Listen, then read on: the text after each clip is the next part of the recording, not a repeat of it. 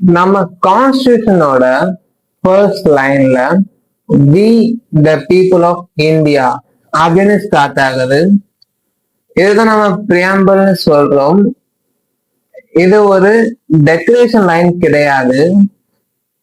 India எப்படி இருக்கணும், என்ன வேல்யூஸ்னா நடக்கணும் அப்படின்ட்டு சொல்ற heart of the constitution. Preamble நமக்கு 3 முக்கிய விஷயங்களை சொல்லுது. அதாவது ஃபர்ஸ்ட் திங், அத்தாரிட்டி யார்கிட்ட இருக்கு? Obviously people of India.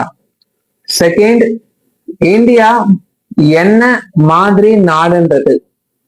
Sovereign, socialist, secular, democratic and republic.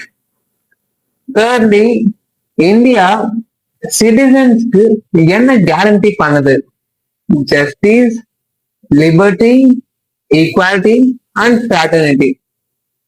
அது முடியும் போது ஒரு இம்பார்ட்டன்ட் லைனும் இருக்கு. Adopt, enact and give to ourselves the constitution 26 November 1949.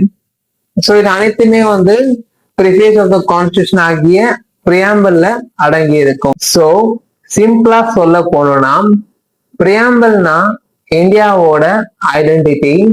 நாம யாரு, நாம என்ன நம்புறோம், நம்ம எந்த மாதிரி நேஷனை பில்ட் பண்ண போறோம்ட்டு சொல்ற ஒரு கோர் மெசேஜ் தான்.